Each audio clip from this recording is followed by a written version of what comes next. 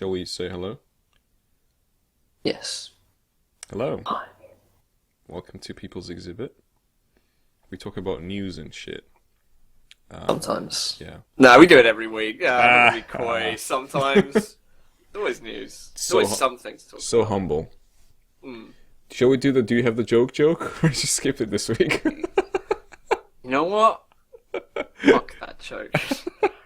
I was thinking about coming up with a joke earlier. I was like, maybe I should have a joke this time. That would be funny. Nah, we're a few weeks off from that. I think yeah, now it's like in the no man's land area of that joke, so we need to I'll see you on the other side like in a year when you're like just spring a joke on me in the beginning. I was like, whoa, that was funny. Yeah, exactly. Well, so until then, we'll just be putting my new band jokes in. Well, that's what we do. It's kind of. We should really have called We the show. put them out, we put them in. We should probably begin. Yeah. So, crowdfunds is what we begin with. Hey, this image is gonna be with us every time now. I'm happy about that. So we're technology, right? So this one, the next one, the first one, the thing, it could have been in the tech news part of the show, but because it's, I guess, a very strange crowdfunding Arguably campaign. should have been in the tech part of the show. Yeah. Not a criticism on you, Yeah. criticism on this going into crowdfunding. Yeah, it didn't really make the cut because of how cute really their promotional video is.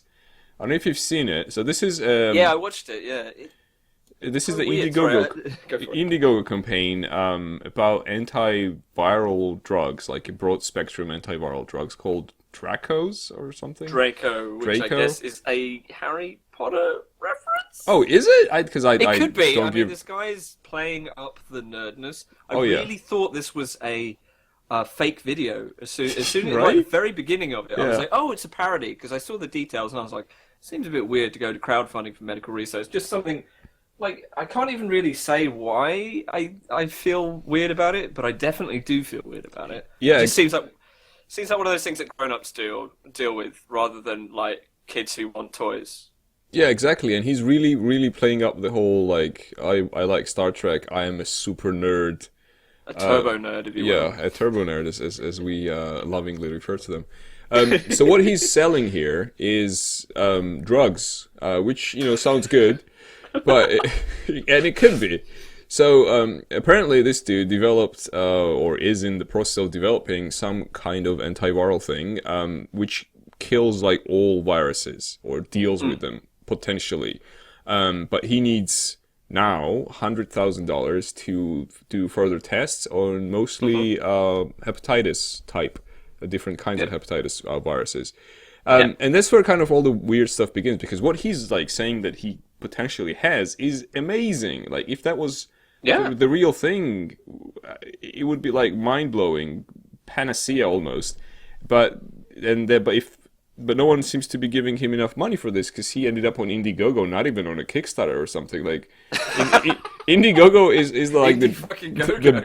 B movie of the crowdfunding websites. It's the slasher, It's the B movie and where Lab Zero goes. Yeah, exactly. Yeah. So it's quite strange, but noteworthy in that sense that it exists. Even it seems like he had like some people who've done some kind of B-movie commercials before on the Yeah, video. it feels exactly like a couple of like YouTube vloggers. It's cut exactly Yeah. the same way, uses the same music and the same kind of approach to jokes and those jump cut punches and things, which is why I thought it was a joke. I mean, this guy looks like a made-up scientist. He's in a lab coat in a sterile lab with equipment everywhere, and he's addressing the camera like a character from Big Bang Theory. And I just didn't believe it until like later when I was like, okay, he's stopped making jokes and he's just talking about how he just got a bit of funding and like managed to successfully treat norovirus in a mouse. And I was like, well, there's no joke there. So Unless he also is wearing a DNA pattern tie as well. I've got a molecule tie. I can't really.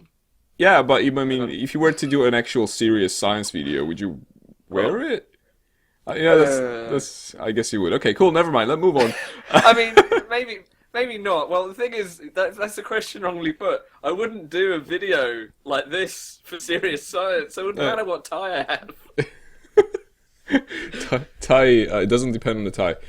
Something else I want to say about this, but I kind of... the tears? The tears, that's right. They're very strange. Yes. So... the first two are the same. The first two are the same, and up until you get to like $500, they're like, what? And then, because they're like virtual wall on the website, and there's a bronze wall on the website, virtual.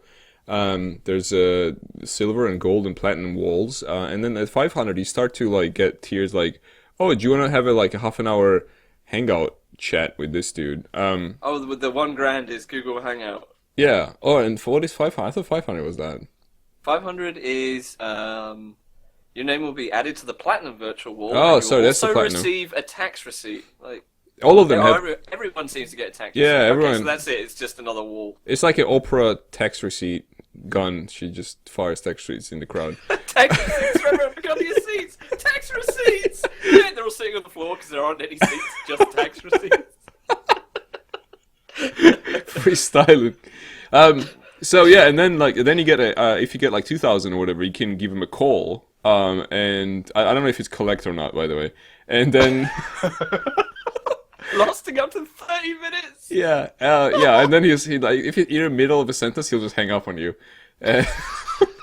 Please insert more tier rewards. And then 5,000, it has like two different 5,000 rewards, I think. There's no 5,000. It jumps from 2K to 10K. Oh, is 10K the one go to hotel and he has like flight and makes hotel makes out with you in the hotel lobby.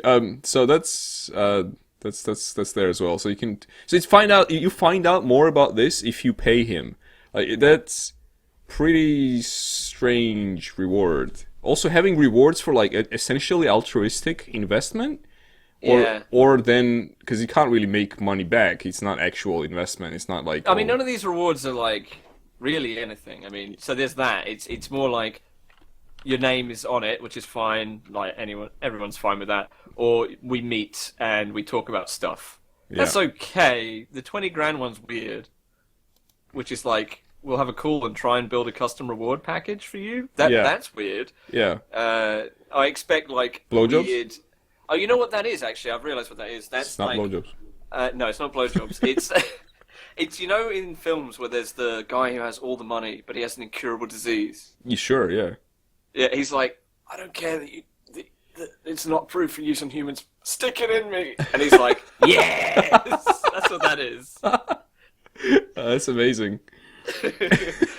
I mean, but yeah, the thing that I also find a bit puzzling, right, is let's say this guy's had these findings, extremely promising, as he claims. If I was like some company if I was like some scumbag like we've seen on previous episodes, I'd be like, hell yeah, friend, $100,000, oh shit, $100,000. Come work in my lab. Yeah. Where I'll get the patent. Like, what the fuck? It's a huge drop ball if everything he says is true. Yeah, exactly. Yeah. So it doesn't really the whole thing doesn't seem to make sense in the so-called quote unquote real world, but it does make sense in Indiegogo world because anything makes sense. Anything goes on Indiegogo, which leads us to RedTube. YouTube Red. We've talked about this last time, and there's more news on that front. Namely, they're actually starting their thing, trialing the redness in America. Yeah.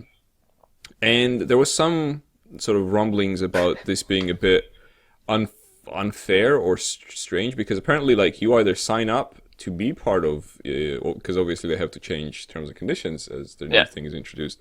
So yeah, you either agree or you get your shit deleted,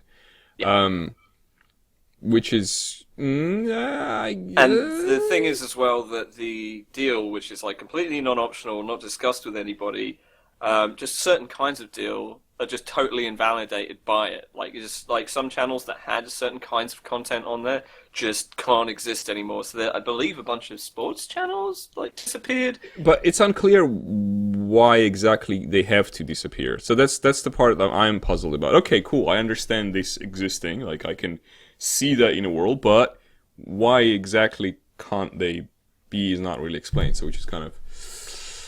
I think that's probably down to like would that be? It might be down to like individual contracts. Like, So the contract says it has to be ads that you monetize by and not something well, else? this could be on a case by case basis. For example, you could have like your ESPN guy who works there is like, I want to do a YouTube project. And they're like, all right, whatever, it's the internet. Here you go. Here's some legal guys. They'll draw something up and they go, all right, well, you're able to do this and we'll use ads and whatever. And this is our agreement. YouTube goes, okay, the agreement changes. Poor ESPN web guy starts sweating like, okay, I'll just talk to my boss. And he says, well, the YouTube agreement changed to this. And he's like, well, we're not doing that. Pull the channels. And he's like, oh, okay, you're fired, by the way. Okay, good. And your wife's with me now. Yeah, your wife's with me. Yeah, she's hot. She's under the table right now. All right, I'm high-fiving her. Low-fiving, really. Yeah. That was her ass. I'm just kidding. Or something, I don't know. Yeah, like, no, I mean, pretty close, I think.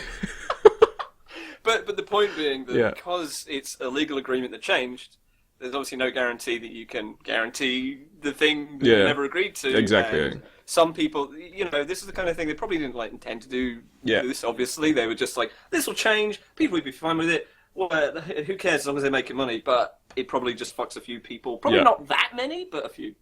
In general, though, it seems like for someone who doesn't have some kind of extremely special agreement, that you would make more money this way. Yes. Seemingly. I think so. Like, I would assume if you, like, use Spotify for free with the ads, you make, like, jack shit, and then if you use someone premium user listens to your stuff, you get, like, 2 pennies. Which is better than jack shit, because jack shit is actually 0 pennies, just in case those of you didn't know this. O-Dog says something about jack and shit. And Jack skipped town. I got Something Jack like and that. shit and Jack skipped town. That's O-Dog's catchphrase. Well, one of many O-Dog catchphrases. Hey, O-Dog. Y'all are crazy. Y'all crazy. Another controversy, sort of light and very short-lived one about this was when they said that the first month is free. So in November, anyone in America, apparently, or an American IP, if you're like hexing your way to a different IP, could get YouTube Red. And a lot of people, mostly those who actually make money on ads, were a bit worried that they would not make any money in November. Yeah. Because there's a precedent. What do you mean? Which is, this happened, well, the reason probably that they were afraid of this, I mean, one, because they were going to do it, but there's also precedent with Spotify, where there was a period where creators, artists, music people, whatever, who were listened to by people on the free trial of a premium, got no money. Oh, really? And Okay. then there was, I believe it was Taylor Swift was like, fuck this, and they were like, okay. That's But not they why had she to go through left. and do that. That's not why she left, though, because she left Spotify. I think there was something. Maybe it was someone else, because she left because she was like, music should be expensive. She may have left. I don't actually know, but I just know that she was like, "Fuck Okay. this," and then they changed it. Because I know that Apple has whatever Apple Music, iTunes, whatever thing, their streaming service has 3-month free. Yeah. Wait, sorry, I may have got this wrong. I think that was actually about Apple Music, not about Spotify. This 3-month free thing, and they don't get paid for that. The Taylor Swift thing and the not paying people for the free section. I don't think that was Spotify. No, I was Taylor doing Swift that thing- was Spotify because she quit. She was like, she pulled her music, and she was like, "This is too cheap for music, and art is expensive," or something like that. Okay, so it sounds like she had that beef with Spotify, and then this beef. Oh, right. with So Apple she's quite Music. beefy, yeah. That's good. Yeah. And Excellent. she's good at info security as well. Oh, she's very good at info security, yeah. It's a great account most of the time. I would definitely say read the articles on this because we obviously have it slightly mixed up, but it's essentially what we're saying. We have mixed up the precedent stuff, but we have not mixed up the rest of the thing. So people were worried for a day that they would not get paid, and then YouTube stepped in and was like, no, we will pay you as if this was a paid account watching your videos. Yeah. It's not clear if that was a decision change or if that was just people not being sure if that was defined or not. Exactly, because the first thing, the news that, they're not going to pay us didn't actually come from YouTube. It came from someone who apparently spoke to YouTube, and they were like, yeah, they told us we're not getting paid. So, then everyone was like, my monies! And then YouTube was like, no, fam, it's cool.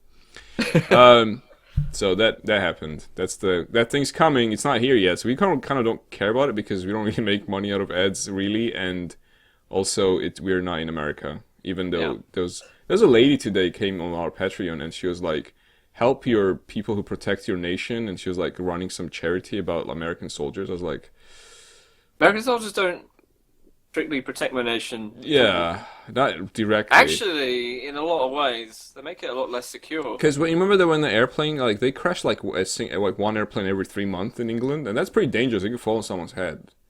It's true. Yeah, they ruined that farm like recently in somewhere, Essex probably. So, moving on to another Kickstarter campaign. Some of you who are old and miserable may remember Dragon's Lair. Yep. It was laser. It was actually an arcade as well, but it was also like a laser disc adventure thing. It was like almost an interactive cartoon, not really a game. It's okay. Let's put it this way: it was the first, or it's considered to be the first game to have QuickTime events, even though back then they were not called that. And you get to choose like what happens next, sort of. I never really liked this thing. It to me, like, I don't know, I just aesthetically is a bit crap. But you know, a lot of fans, whatever, re-released on every fucking platform possible since then. This like I think originally came out in '83 or '84. It was a big deal back then. Similarities to something else. it was a big deal back then. People were like, because one of the first games to have like really good looking assets, like quality wise, not quality wise, but definition wise, I guess. Yeah. Because quality, I guess, is sort of up to your own aesthetic judgment. Anyway, so the people behind this, the two creators, are now, they want to make a full feature-length animation of about whatever in the world of Dragon's Lair. And they are seeking crowdfunds, but not obviously to make the entire thing, because that would be about, $100 million, roughly, give or take. They want $500,000 just to make a 10-minute short and then sell this idea to someone else. So again, but this time like a straightforward example of how they're trying to use Kickstarter as like a confidence vote or whatever to then show stuff to other investors.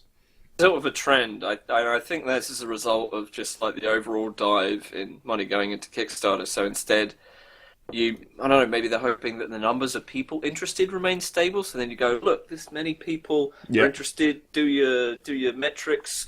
This is obviously a good idea. Here you go. And it feels to me a little bit. It's because as well, like it's because it's hard to raise that much, and because now the things are coming out and people go, oh, holy shit, a game does take a lot of money to make, and they never raise the amount. That this is the now approach that people intend rather than may accidentally chance upon. And it's a little sad, but it also is understandable.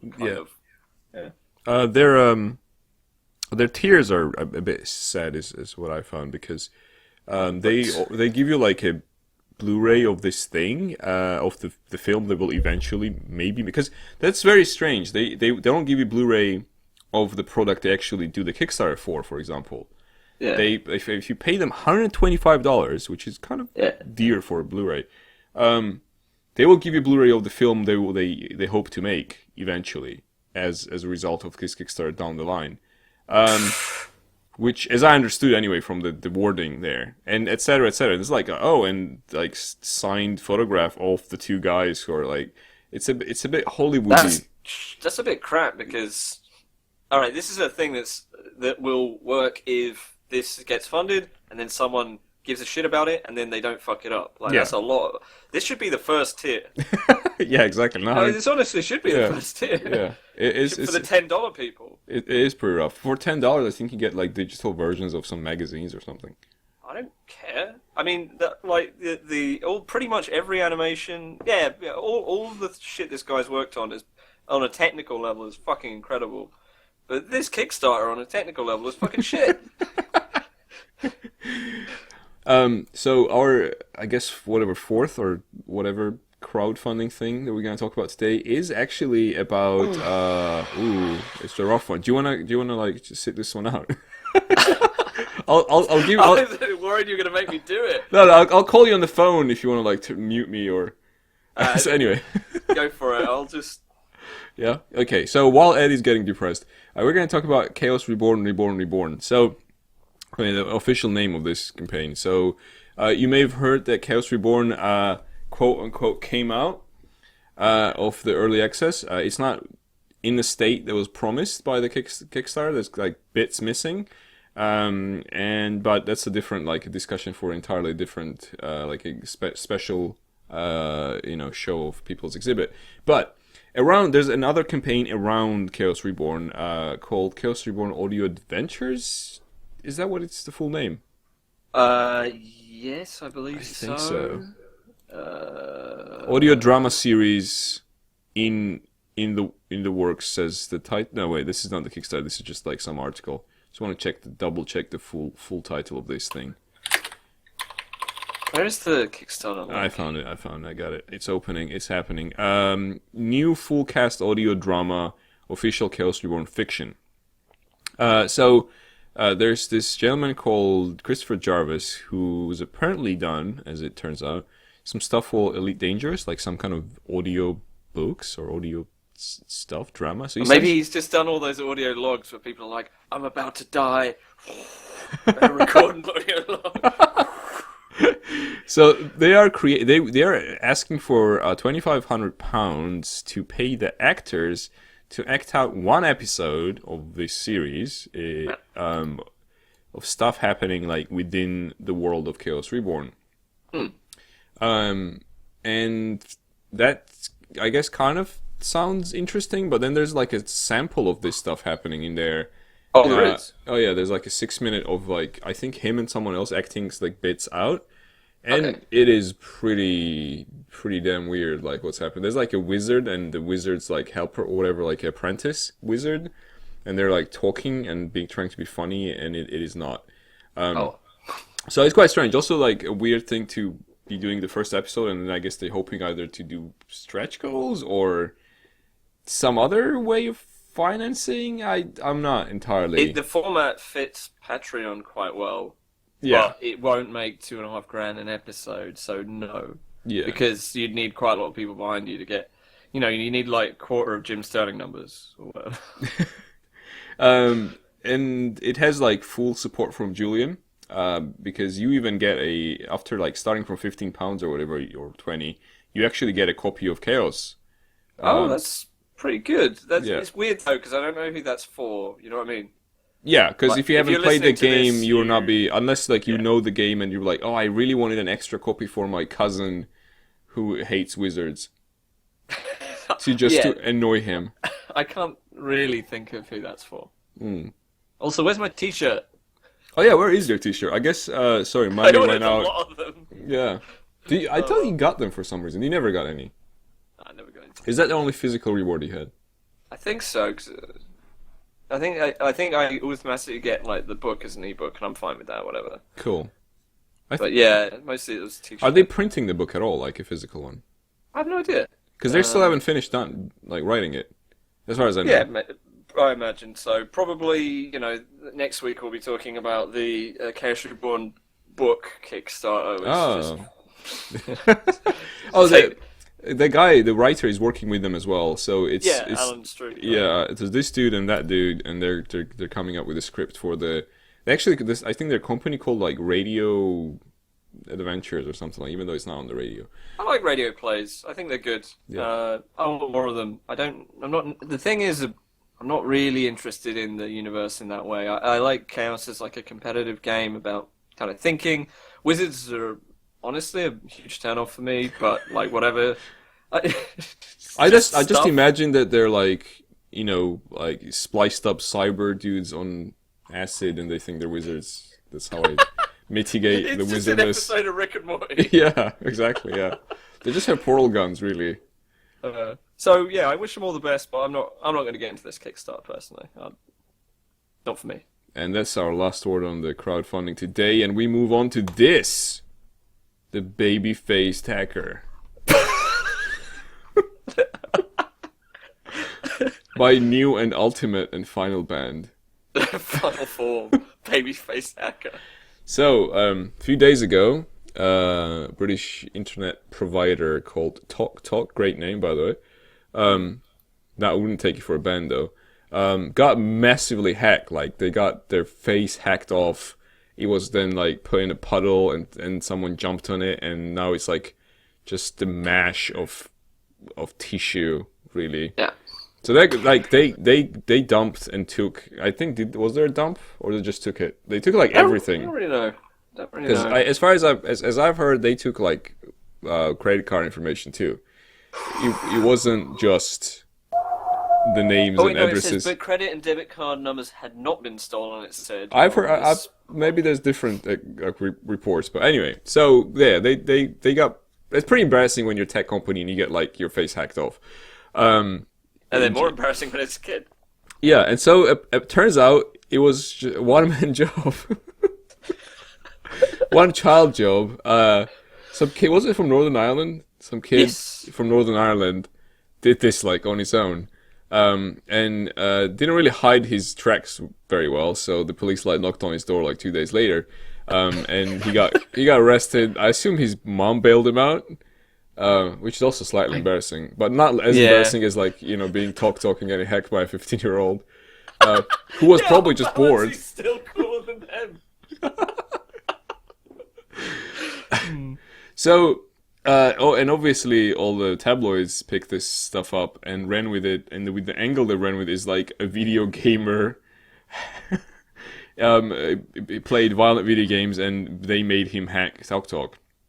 This is funny because, like, everyone going, yeah, if you play Call of Duty, you're a gamer, you're one of us. But when it comes to situations like this, it's like, oh, well, just because he played the game doesn't necessarily mean he's a gamer. Maybe he's a hacker. You can't be both. Exactly. You can't be a kid and a gamer and a hacker and a terrorist. This one, I think this image where it says like a giant black thing on his face, like hiding his face or whatever. Is it because it's too cute? Exactly. Next to it, it says, the face of the hacker has been altered. It's like, yeah, no shit, motherfucker. He probably doesn't have a giant black square on his face. You're like, oh, we found him. It's just a 15-year-old kid. You go to his house. You're like, come out. We're here to arrest you. We're not going to hurt you, son. Opens the door. It's just. Oh, Jesus. Projecting like dubstep that blinds you. Start, like choking, dying, and he's just like floating through the door into Northern Ireland. My new band. The next question is like, why did he just like hack BT if they were so powerful? But either way. So that happened. Everyone ran with the video game angle, which is like irrelevant because it's kind of like, oh, he liked Coca-Cola. But the funniest bit probably was where the Sun, another British tabloid, like took a piss out of him for him not being very good at Call of Duty. they were like, he told his friends. Apparently, his friends talked to Sun, or I don't know. So he talked to his friends and told them that he wants to be a Call of Duty pro player. Yeah. Even though he like lost 95% of his like latest 30 games or something like that. So like he played. For some reason, there's like random numbers, like he played 28 games, and I don't know what it means. It lost at Call of Duty. Well, like he was on the losing team. I guess out of 26 times out of 28 or whatever. Anyway, so we have baby face hackers in Britain. Come visit. It's great. I love that they can have their cake and eat it too. They're like, you shouldn't be playing games. Yeah. But if you are playing games, at least be good at them. Yeah, exactly. For fuck's sake. If I ever have a tabloid, I'm going to call it Mixed Messages. Just to be honest about it. It's my favourite story because no one's ever going to make any headway with banning games, so I'm not worried about that. I'm not a TalkTalk customer, and I'm not in Northern Ireland, so I win on all counts. So the dubstep-faced child is not going to like destroy you. Oh dear. That could be next horror movie by John Carpenter, Dubstep-Faced Child. The reason we mention him is because in his recent interview, he confessed to being partial to Kojima and thinking that he was a nice guy, and then he added, at least to me. That's perfect. I love that quote. It's so good. So, as some of you may have noticed, Snake from Metal Gear looks kind of like Snake, from Escape from New York. Because inspired by it. And the company that owns the rights to Escape Is it From New York, right? Escape from New York is it a full title? Escape from New York. Yeah, Yes. a movie that I don't think is actually very good, to be honest, but that's just me. So the company that owns the rights to that wanted to sue, I think Konami or maybe Kojima specifically. Yeah, for Canal Plus was the Canal was the Plus, company. yeah, which finances a lot of indie movies in general. Yes. Yeah. For using the very close semblance of Snake Plissken, which wasn't really hidden, really, because I think Kojima's talked about this, and then he also has an explanation of why he used it as well. Like, they were at one point apparently developing a game based, the actual game of, like, Escape from New York. Oh, really? Yeah. And then they made that character, and then they're like, let's just put it in a different game, because that one got cancelled or something like that. So they already had the assets. And then that became Snake. The eye patch is on the opposite side. Yeah, so done. I guess that's what he would have said in the court. So that's why actually Carpenter was like, nah. And then his defense is like, actually, he's on holiday. Yeah. Everyone step away from him. Yeah, Everyone's holding a little plastic cup of a He drink. comes into the courtroom with the plastic, and everyone just leaves. The judge walks out. Talks to him through like the door, like ajar, kind of just peering through. So that happened. No, there's not going to be any court case. Sorry, guys. Yeah, this is more like just because obviously this would have happened ages ago if it was going to happen. This is more like a funny aside. Yeah. It just seemed to pop up on Eurogamer. Exactly. Which obviously leads us to Payday 2, continuing microtransactions conundrum, DLC. So they defended the developers, their decision to have microtransactions in the game, even though they previously promised that they would never do such a thing. And the way they defend it is quite interesting, let's put it that way. They essentially said, well, duh, money. Not a direct quote, it's more of like an artist's interpretation of that quote. Direct quote is more like, we're very committed to this game and we want to do a lot for this game and community, and in order to do that, here's microtransactions. It reminded me a lot of Daraprim or whatever that pill was that we keep talking about, sold by Martin Shkreli or whatever his name is. The Satan. Segway Skulls Man. Yeah, Segway Satan. Yeah, so it's some of the same arguments as well. Like, games like this are doing this. It was one of the things he said, which is similar to the guy saying other medical companies charge ridiculous shit. Yeah. And I understand the concept of if you want to continue developing a game, obviously you need to continue funding the development of the game.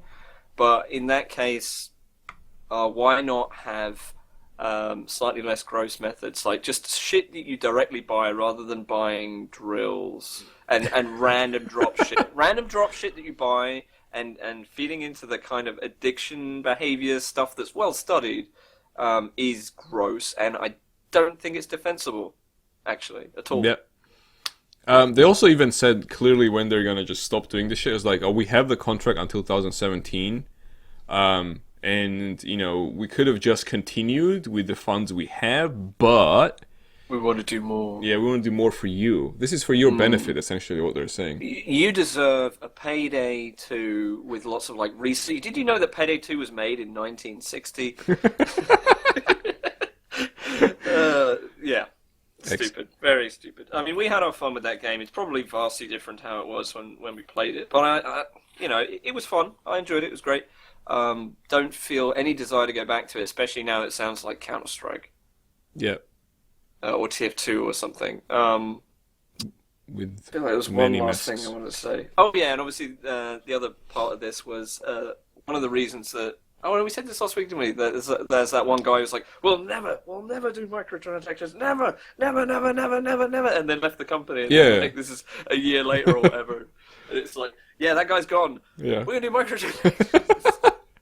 now, until 2017. Exactly, yeah. So, kids, never believe anyone. They're just going to lie to you and then dump you on the road. So it's just how it works. Just like a vampire might. Just like a vampire might. Well done, Ed. That's right. This gentleman on the picture, he's a vampire, even though he's holding a giant revolver or something. So, unexpectedly today, it was announced that Paradox Interactive, people who are behind, probably most famously, Crusader Kings. Leviathan warships. Sorry, I meant Leviathan warships, and Magicka 1, or whatever. So anyway, they bought White Wolf. White Wolf isn't really a company anymore. It's just like a name, and it has IPs attached to it. Right. And they're the people who used to be a publisher, and I think a developer as well, just a publisher of the Vampire RPG books, and also the game, the Vampire. There's 2 games actually. There's Vampire Masquerade. Vampire Masquerade, I think is the full title. Vampire Masquerade Bloodlines, and then is it Vampire Animation Rebirth? Sometimes there's 2 of those, but the Bloodlines Masquerade or Masquerade Bloodlines is the famous one. And so now there could be, and probably will be, a lot more stuff coming out of there. And there's also the MMO that everyone was super excited about, and I didn't care about. It was called World of Darkness. World of Darkness, yeah. So everyone's like really eating their shit and loving that stuff. So that's gonna happen. So good for you, and irrelevant to me. I play Masquerade actually. Apparently that's really good. Simon says it's super awesome. It's very Simon game, I think. It's pretty much made for him. I found it. Yeah, it was okay. I think I actually had, excuse me, technical difficulties at some point with the game, and really? And I didn't really care enough to fix it, or find a fix. And I was like, yeah, well, I already kind of tried it. It's a FPS RPG stuff about vampires with good writing for a game. Yeah, stuff like that. You get to suck blood. I should hope so. Yeah. And it's dangerous to suck like people's blood, and because they could be like ganging up on you, so you can like suck blood of rats, which is sort of less punishment for that. It's not really as frowned upon in human society. So that's the thing now. They bought it from CCP, the people behind Eve, who bought it like in 2004, and they did nothing about it. And everyone was like, "Oh, it's just sitting there." And so now it's not going to be sitting there because Paradox gave them everything they had. Essentially, there's no money. Apparently it was pretty expensive. There's nothing left with Paradox. Oh no, actually, I just remembered. They said, "Oh, we paid multiple, whatever, more than 10 or 20 or whatever million," but that's in the fake non-pounds or dollars. It's in the fake Scandinavian money. So it's actually they paid about £1 million, I believe. Okay. So it's not too bad. $1.2 million. Oh, dollars, even worse. So yeah, so it's not. It was probably pretty pricey in general. It's not something you have like in your pocket laying around. But it was also not used by CCP in any way, and there's like extra money for them. They probably didn't have money for that for development of this anyway. And there is still a large fan base out there who want to suck blood. The Paradox are pretty good. They generally make things that are good. They don't make like huge stinkers, really. So yeah, could be good. Could be good. That's the stuff, and this leads us obviously to beer. We didn't have this section for a long time, but we're finally back. It is finally back. We are talking about the crap of the week, the useless stuff you can buy, but shit you don't need, but you will get. Exactly. So, Fallout's coming out. Fallout 4 is coming out pretty soon. I don't really care when, but I know it's soon. And the marketing death machine is sort of revving up in preparation for the release of the satanic power. And in celebration of this, they made a special beer. It's actually not a very special beer. I'm going to correct myself. It's Carlsberg, Carlsberg Fallout beer. 4% Pilsner. It's 4%, which you shouldn't buy anyway because it's just a waste of money. Really, can't really get drunk with 4%. I can't anyway. But the biggest joke in this entire thing, it doesn't taste like nuclear explosion or anything like that. By the way, it's just. This is bullshit. It doesn't taste like a nuclear explosion. What? That would be my reaction. I mean, what the fuck? It's called Fallout. Like, kill me or something. I don't know. Like, injure me. What is this? That reminds me of that one to me. It's like, I'm paying $40 for a spooky house. It better kill me. Exactly. So this costs. Is it £30? Right? £30. For how much? For 12 bottles. 12. It's not a good deal. No, that's £3 per like one half a liter bottle. £3. Oh, Are you kidding? basically, you're paying for a label. Yeah, exactly. Yeah, which you can't That's even rough. drink because labels are made of paper. You know what I was thinking just a second ago? I was thinking, well, what kind of idiot would be stupid enough to go, oh, Fallout's coming out. I'll buy this beer, drink this while I play Fallout, and I'll experience synergy. But then I realised that I've been on Twitch. So... So people on Twitch would buy this? Yeah, I think probably most people I've met in and around Twitch would be like, oh, isn't this cool? Fallout beer? I'm playing Fallout? Oh, who's the latest subscriber? Yeah, thanks a lot. Every little helps. Yeah. Oh, maybe like every 10 subscribers you drink a bottle of this. Actually, we should do that. Wait, no! I'd do that without 10 subscribers. Anyway, I'd do that with a different beer. I do it just for the beer. I'll do it with water. Let's go. Fuck this. But probably the weirdest thing of the weird things here is that this is only available in UK. Which is like, what? How is... Why is that? Who had this idea that for Is some it that reason... you can't do tie-in drink deals in most countries? Like, maybe it's illegal? Really? I'm sure they do like a That's lot a of them in guess. America. A random But fucking come on, guess. America is like... America, They're more tie-in prudish. drinks. They're more prudish with booze than we are. Are they? Otherwise, you'd be able to drink it when you were 18, like you can here, or 16 with a meal. Yeah. 16 with the meal, yeah. Eh? That's my new... Okay, so anyway, let's move on. Even more bizarre crap of the week is a master chef, you know, like the It's show. not funny, but it's quite funny anyway. I don't know why. So that dude from Master Chef, the dude from Halo, did he reveal his face in the end? Oh, who cares? Exactly. Well, it's going to be Jeff Keighley or something. Probably, yeah. That'd be amazing. I wish it turned out to be what's his face, Oliver Reed, Oliver Reed. Who's Oliver Reed? the drunk actor, British. Oh. He Yeah. That would be amazing. And he was drunk as well when he like removes it. This is now, or it was 2 days ago. I couldn't find the eBay, but there was like an eBay thing going on, bidding on this shit, like this helmet that Master Chief wears, but with Swarovski crystals. So when I read this, I was like, oh, okay, I've heard Swarovski, they make jewelry, but what is a Swarovski crystal? And apparently it's just a like glass with lead in it, which makes it darker, sort of weird stuff. People have been doing that for some time. So it's not actually, it's glass. It's not like some kind of super it's not expensive shit. It's just Right. people do that, put that on there. You know how So is this thing just hugely dangerous then? yeah, I know. I mean, I think the lead whatever thing is it's like a technical, or technically not lead, but it used to be whatever, or it's oxidized, so it's fine, or something like that.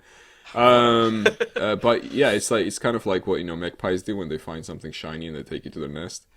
So that's I was gonna say you can have this or buy this or whatever, but I can't find the eBay thing anymore. So good for you. Thank God that someone already got this. So you, dear audience, don't have the chance to do it. I want a mutant magpie that was mutated because it drank loads of that, like, Carlsberg fucking Fallout beer that's huge, to basically see this on some twat's shelf, break through the glass and just take it, and then give it as an offering to his equally large magpie girlfriend. They can make the babies... They can have the babies hatch inside of it, like it's a nest. Yeah. And then you'd have like a giant magpie with Oliver Reed's head flying around. Just drinking. Just doing that, just drinking. He just wakes up, like, it just cracks out the egg, and it's just like, Carlsberg Fallout beer. I was born in it. Brilliant. Next thing we have is about fighting games. So this is something Ed's gonna tell us about. Things that matter. Do you want me to run Street the character, all the characters in a single reel thing, or do you want me immediately or later or on cue or? What, like the list of characters confirmed? No, the one that where like all of them appear and kick the shit out of each other, and then it's Dalsim kicking shit out of each other, everyone. Yeah, run it. All right, cool. So it's running, Ed. Cool. You can do it. So, two kind of bits of news, basically related, was that there was people hacking around inside there was the PC beta, Street Fighter V, and people were obviously hacking around as they do in files and managed to get from some binaries a bunch of text information. Most specifically, this was poses for story mode of like characters that were presumed playable or something. So some like pose information of characters in story mode, maybe character select or something like that. And they all had like 3-letter sort of code names. So fortunately, Ryu's just Ryu, but like Chun-Li is like CNL, and they're all somewhat obvious. And someone basically hacked this out and posted it up. And then there was a lot of speculation as to what each corresponded to, and figuring out what other characters are in, and if there's more than they said or what. And so there's a lot of confusion about some of them because there are differences in the Japanese names and American names for 3 of the characters for legal reasons. So that's Balrog, Vega, and M. Bison. And so that's why a lot of them, they're referred to generally as Boxer, Claw, and Dictator. So once that was cleared up, they realized that we haven't revealed that Balrog is in. It doesn't appear to be in the starting lineup. But one unmistakable name in there was DSM, which everyone thinks Dalsim. And this was confirmed like the next day, pretty much, when this Dalsim trailer came out. I believe there's a game show going on in France at the moment, which is where he was revealed. Because he's obviously French Indian. I thought there was going to be an Indian game show, and I was like, oh, right, Dalsim's in, but they actually released this for this. There's like one more like new character that everyone's waiting for, that everyone was thinking. 2, isn't it? I believe it's just one that's remaining, because there's supposed to be 4 new ones on the startup, and that's Laura, that's Nikali, that's Rashid, and someone else. Although there were 2 unaccounted for names on the list. Yeah, those 2 new ones. Yeah. Yeah. So the reason I think that it is just one, I'll explain in just a sec. So there was Zen we were looking for, but the only sort of there's a name on there, Fan, which everyone's thinking is Zen, because I don't know. Some people looked into the meaning of the word fan, and they're like, you could kind of link this somehow, something, don't know, unsure, possibly a boss character. Okay. But no new information on that. Anyway, so DSM, Dalsim comes out. So pretty much everybody on the list confirmed. It seems like a solid lead, and a lot of the leaks that have come out about Street Fighter have actually ended up like bearing fruit. So it's been somewhat bullshit free. So that's cool. The TUT, which is the other name on here, I think may be a like tutorial dummy that you hit, because apparently the rig file for it has like hundreds of joints. So I'm wondering if it's like some kind of composite character that will kind of include everybody's body type in one unit. And TUT could be. I have no idea, but that's just a theory, and that's what people are kind of thinking at the moment. So really, we're just waiting for the one new guy. So, Dalsim trailer, and we're seeing Dalsim. He's an old dude. He's got a turban, which makes me think he's Sikh, but all the yoga stuff. So I'm a little confused as to exactly who Dalsim is now.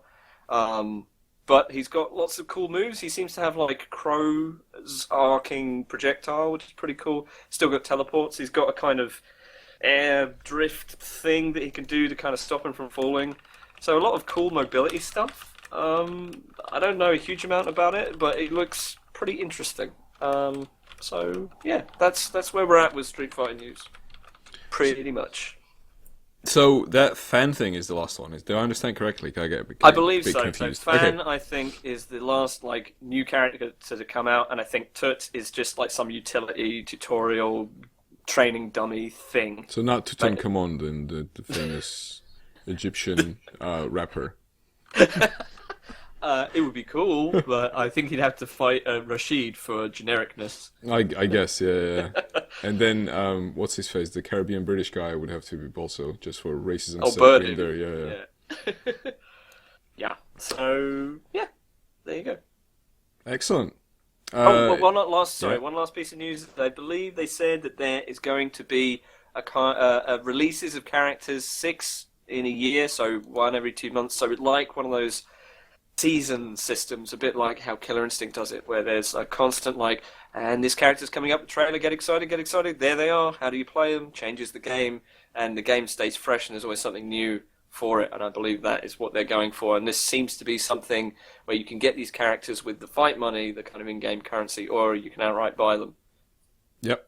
Do they have a hard date for release yet, or just February 16th, I believe. Oh, really? That soon? I thought it was like in April for some reason. But okay, cool.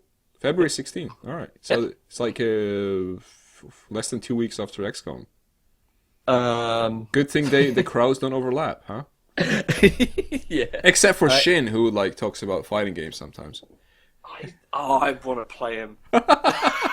Also, it looks like from this hacking, there's another thing that just I remembered is that it looks like the names for the first year's characters could be theorized, and it seems like it's Ibuki, Juri. If you remember Juri from Street Fighter 4. Surprising, isn't it, that Juri's in there? I don't think so. I think she's very aesthetically popular, but not she wasn't considered top tier because I think she isn't top tier. She's quite, once you knock her down, it's actually quite easy to beat her. I believe that Balrog will be in there, so you'll have your boxer, and it looks like Alex and Urian from Street Fighter 3 Third Strike may make it in as well, potentially, and that would satisfy a whole lot of people who've been asking for characters from that game quite a bit. So could be, they've got a lot of really good people they could pick that people would be excited about for, the year one character edition, so seems like they're doing pretty well. So I guess no Yoshimitsu from Tekken 3. Isn't he in every Tekken? Is he? I only played Tekken. He's definitely in 2. That's the only Tekken I actually played, so 3 was great. Yeah, so I've heard that afterwards, and I was like, oh cool, that's the one I played. So next category is Void, and this is your thing. I do have a pretty good image for you. Okay. It's one of our favorite images. I'm looking forward to this image. And so that it's not too daunting of a task, he's looking at me on the screen as opposed to looking at you. They're both looking at me, so you can sort of be undetected by the wrath of the cameras. So you're safe. I'll cover you, bro. My God, that guy's fucking eyebrows. The only other thing funnier than that image is the one with them both on the couch playing the game, and he's just sneaking peeks at her, and he's like, because he can't not frown, so he's like, gotta perform at this game and beat this woman. God, I love her so much. I wish I could tell her. And she's like, because she's not allowed to say anything. Anyway. The only thing she says is socks. So anyway, yeah, tell us about the thing. Okay, so we're going to talk about South by Southwest. So this is a kind of music, film, games, etc. convention thing. It goes on for quite a long time. Set in Texas. It's like, is it a week? It's a full week? Maybe more. I don't know, actually. To the 20th. It says. I think it's officially music, film, and interactive. Yeah, interactive. Yeah. Cool. So this concerns the interactive portion of it. So they have a lot of panels at these things, and they seem to have a sort of Reddit-style system for deciding what becomes a panel. Like people suggest things, and then they get voted up or down. Yeah, awful idea. Reddit's an awful idea as well, actually. So anyway. Yeah, so a couple of panels worthy of note. One was kind of planned by the festering pile that is Gamergate to talk about, I believe it was called Save Point, a discussion of the gaming community. But they both got terrible puns in their names, or at least gaming references. The other one was called Level Up, Overcoming Harassment in Games. Yeah, it's I don't really want to compare. Level Up, Overcoming Harassment in Games has sort of harassment professionals talking about things that you can do in the design of your game. Well, this is the plan. Things you can do in the design of your game to mitigate harassment and stuff. That was the idea, at least. And that's kind of where I want to draw the line at comparing them as two kind of equal things, because they weren't really. One obviously being designed by scumbags, and the other one being designed to kind of help people in some way. So apparently what happened was the organizers of South by Southwest received threats. That's literally all the information on the threat that we get, is that they were received, and then responded to this by, I believe it was first cancelling Level Up, Overcoming Harassment in Games, which had been hosted by Randy Harper, somebody else, some like super prominent anti-harassment characters, and people were like, "What the fuck?" And then it came out that the other one, the Gamergate hosted one, was also cancelled, and then people were like, "Huh? What the fuck?" And then they put out a statement about this because enough people were going, "What the fuck?" So they put out the statement, which was kind of dodgy. It's entitled "Strong Community Management," sort of a misnomer. Why we cancelled 2 panels for South by Southwest 2016, and they explain, here that they pride themselves on being a big tent and a marketplace of diverse people and diverse ideas. By the way, if you say like marketplace of ideas, you're a libertarian. If you say big tent, you're my new band.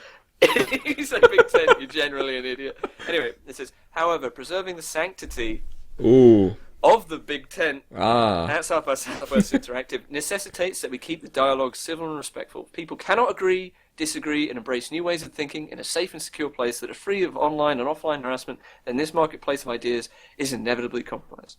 So the important thing here for me is this response, because I would be totally fine with somebody in a position where they have a lot of people and they're responsible for their safety, cancelling whatever if it seemed that they would be unsafe. And so your statement might be like, we were threatened, we don't want people to be killed or injured at our event, so we're cancelling this. This is an act of terrorism. Instead, what they've gone with is, it's just going to be awkward if we have, these panels, and we've received some harassment, so we're going to cancel this panel on how to reduce harassment. So this is how it works. So a perfect example of why the panel is needed, demonstrated by these people. And there was a really good article by Lee Alexander. I don't know if it was on the list of links because I think I built this list of links and then that came out. And that one's really worth reading. And I think it's the Wired one. Yeah. So okay, cool. On the list. Yeah.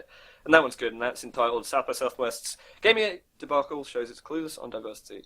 And a lot of the problem people are having with this as well is that by cancelling both of these things, they're kind of framing them as side A versus side B. And I feel like when someone's just in the street and they yell at somebody, it's not side A and side B, it's some guy yelling, and then there's people who are being yelled at, but I don't think that's how they define themselves. It just happens to be that they're being yelled at. And then eventually, if you spend your entire life being yelled at, you might be like, well, I'm very good at being yelled at. I should tell people how to avoid being yelled at or how to help deal with the problems of being constantly yelled at by this dude. And, obviously the result being that they yell at everybody they speak to. And there's yelling forever. So I think just my impressions of South by Southwest, instead of this being a decision about safety, made this decision because they just didn't want the hassle. Another person, Shanley, was saying, had this other perspective, which was like, if you, or like I said earlier, if you're responsible for a lot of people and you receive threats, it's pretty irresponsible to not cancel stuff for that. But this is the thing. And at the same time, that we did do that Pokemon story where there was just those people taking shotguns to a Pokemon convention. So this kind of thing can happen with this kind of idiot anyway. It's just that, I don't know, I've generally found whenever I hear about Gamergate, it's really wimpy shit that just Yeah. happens to grind They're people vapors. down. I mean, come on. I mean, what are you gonna do? But the guys at the Pokemon thing, by the way, they got arrested obviously, but the Pokemon thing wasn't cancelled as a result. Like, Yeah, but I mean, if you knew that that was going to happen and you weren't sure that you could catch them, I would have cancelled it. okay, but if you know that two of them were caught, how many more could there be out there? You know, there's always like, Yeah, but I think with that, like, there comes a point where you're like, I'm going to cross the road, you know. But if you have a specific, like, actionable threat, then okay, like that's where you want to make a call about that, about people's safety. But if it's just like some guy sends a message, he's like, I'm going to kill and rape all of you bitches, like it's horrible and unpleasant. But you don't really believe that that person's going to do it. It's just that person being a horrible dick. But at the same time, it could eventually happen. But you can't cancel all the nice things because of shitheads. So it's a difficult one. But I guess the line for me is like, this is a specific threat, and this is like an actionable threat. And yeah, I mean, it's totally fine for anyone on the panel to be like, I feel threatened, I'm gonna pull out. But as far as I know, this kind of shit is constantly happening to them, has had an uptick because of this botch by Southwest. Thing is, if they hadn't said anything about this and it just carried on, it probably would have just remained. The panel would have happened, some people would have gone to it, have been interested, and that would have been it. But because they did all this flopping back and forth, and it's in the news, people talking about them again, everybody, like not even anyone connected to the panel, everyone who's been yelled at before is being yelled at again, and their families like harassed, and all this shit. Basically, it's a big boil on the face of humanity. So yeah, it's not a very good band name because it kind of invokes like unpleasant stuff. I'm so sorry. So yeah, they should. Oh yeah, there is one last bit on this. So they should obviously not have this morally dishonest panels like masquerading as some other bullshit when it's just a Gamergate panel. This other panel about harassment isn't actually specifically about Gamergate, it's just about harassment. I think Gamergate probably only accounts for maybe 50% of all harassment in the world, so it's not all of it. And this is broadly useful for, I mean, in theory, whatever tips they have could be broadly useful for things like revenge porn and all the other random shit that people can do.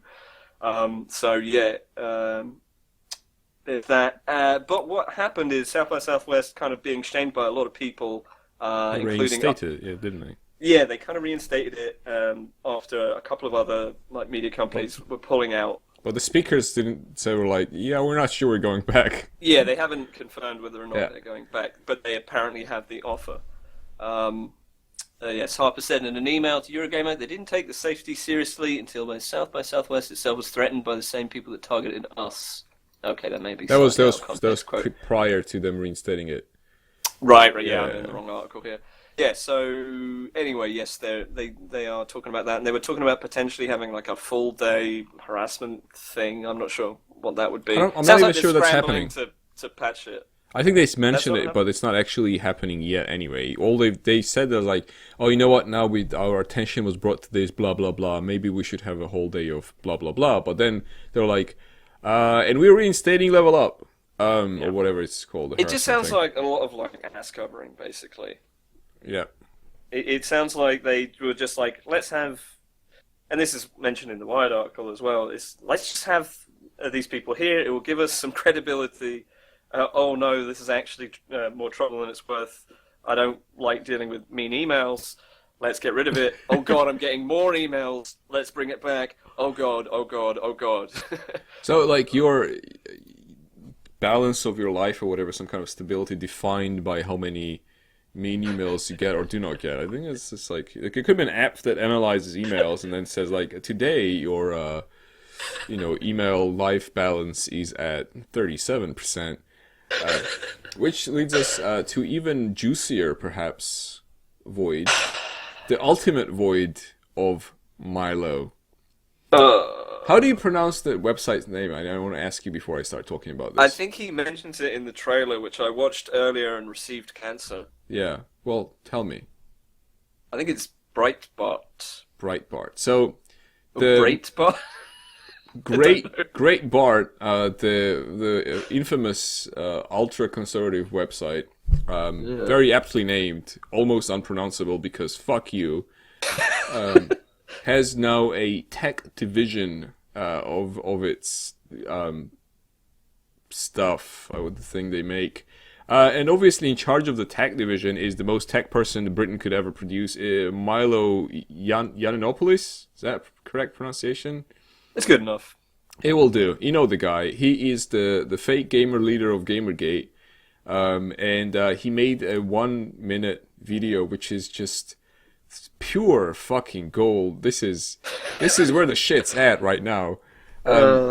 So obviously in itself it's not like, many whatever outlets have tech parts that they talk about, whatever tech news, including apparently video game news. So if you don't know who Milo is, he after Gamergate whole thing started, about like 2 or 3 weeks into it, he was like, yeah, I'm for Gamergate. About 2 months later, he said like, okay, so gotta play my first game. Any ideas? And he's like, I don't know, worshipped almost on some levels as the leader or the intellectual leader of Gamergate. First article. This is pretty good. This is there's so much shit here. I don't know where to start. One, the whole Matrix background, right? It's not even a very good Matrix background. No, it's the whole shit Matrix background. Amazing. It's amazing. 1, 0, Yeah. 0, 1. See, Matrix avoided that by having like cool, interesting symbols. You're like, oh, I wonder what that means. But this is just like 1, 0, 1. Your password must be complicated. Fuck off. There's another bit in there where he shows like a guy typing on a MacBook. Obviously a hacker, right? And, yeah, because the text is green and blurry. Yeah. And then he types stuff, and then immediately, like a second later, he starts deleting line after line. He just presses backspace, and he just deletes lines, and that's like. No, you know what it is. He only had a certain amount of stock footage, but he needed to fill in like more space, so he had to loop it backwards. Probably. Maybe that's what it was. Yeah, exactly. We'll be showing you a drawing of Milo by Hamus in a bit here. So,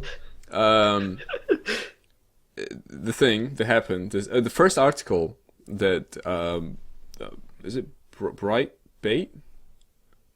I'm not even joking. I can't pronounce bait. Nice bait, mate. Tech. First Blab Loop article they published is a incredibly fake sounding interview with Donald Trump. I'm not even making this up. No, I was serious. They boasted like a week before. They were like, "Oh, we're gonna launch you guys new website thing, blah blah blah." And they're like, "And the first interview is gonna be with the future president of America, Donald Trump." And they did it. And it's not even. They said like a Milo interviewed him, but it says like, Great Bale, and then Trump, and. So wait, was it like one of his like interns was talking to one of Trump's interns? His drone was talking to the Trump's drone, and they were doing the handshake protocols. So yeah, it's like almost randomly generated text.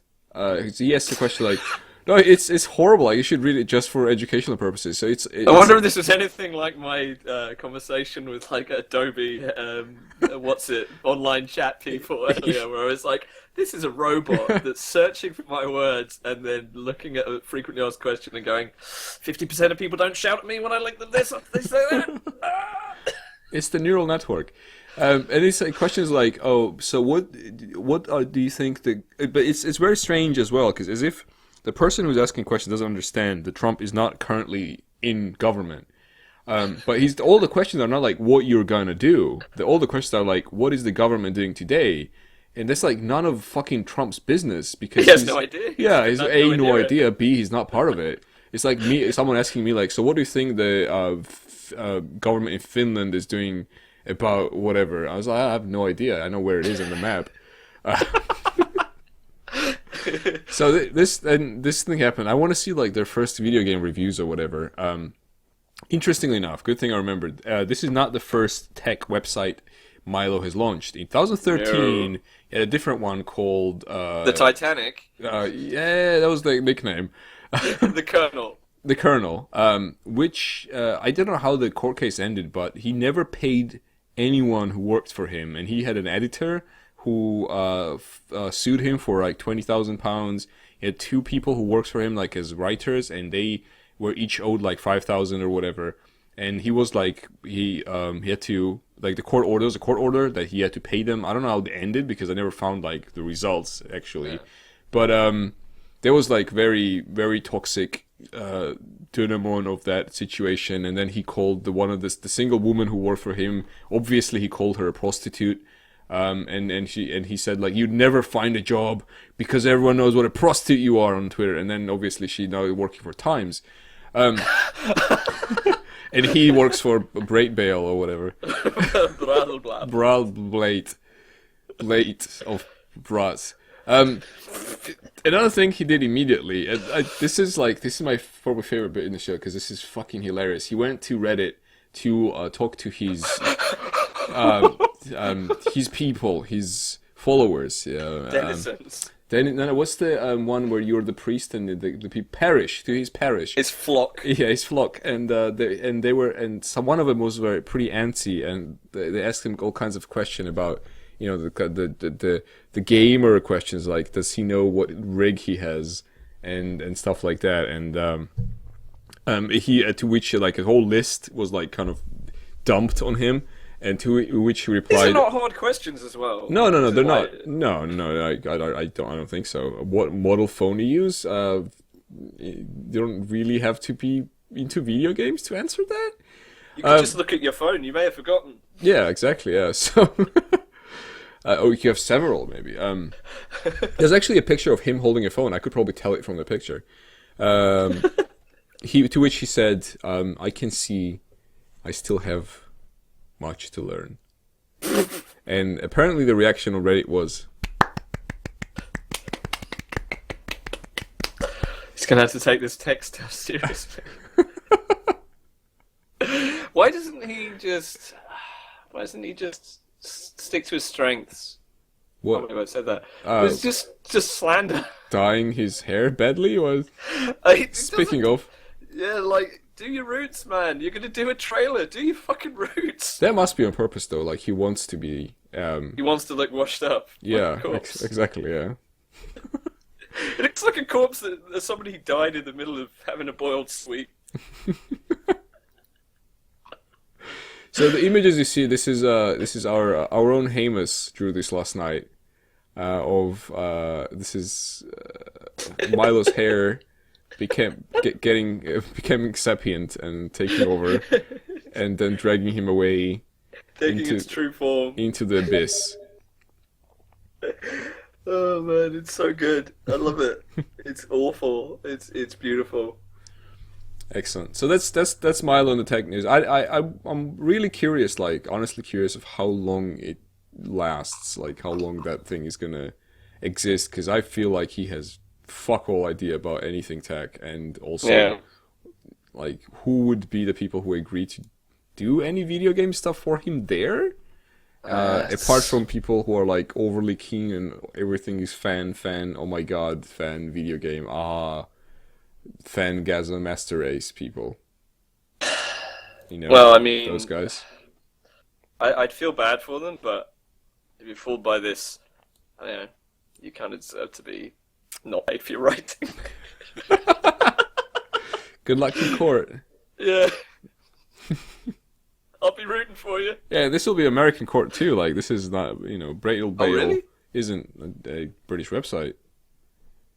And that you would be working for them, so you'd have to go to American court. I don't think you can sue them here. I think. I don't know. I would assume.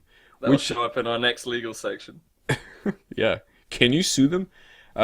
Which leads us to Ai Weiwei, is that how they pronounce the name? I believe so. All right. The famous Chinese dissident and artist, who at first became famous for flipping the bird at the Parliament building or whatever in Beijing. And then being in prison for a while. Yeah, for the picture of flipping a bird. He did like the almost a selfie back then. It was like without his face though. Selfie of his hand. Handy, yeah. So this time around, he had some disagreements with Lego. So funny band. Disagreements with Lego? Yeah. Philosophical differences with Lego. So tell us about it, Ed. Nothing too complicated. He put in a bulk order. This appears to be a thing that Lego tends to do for. Usually, it'll be like, I imagine, big art projects. You know, shit where you're like, I need 100,000 yellow bricks. I'm making Bart Simpson. You know, whatever. Your life is great. And so it appears to be a thing that they do. But his order was turned down, and it's because they basically went, "Oh, you're Ai Weiwei, we're Lego, we like to make money, especially in China. We don't get involved in political things, so we're going to turn down your Lego order." So presumably they're like, if you want to make your art, whatever protest pieces you're going to make with this, you're going to have to buy it in little buckets from shops. It seems to be the deal. The actual quote was, Lego spokesperson Raw Rude Trangbake, I may have got that completely wrong, but I'm kind of just doing it phonetically from the words I'm seeing, declined to comment on Ai's case, but did say, we refrain, on a global level, from actively engaging in or endorsing the use of Lego bricks in projects or contexts of political agenda. Which is very well worded, because they are passively engaging in a Lego in a political agenda by denying this order. Yeah. I feel like that.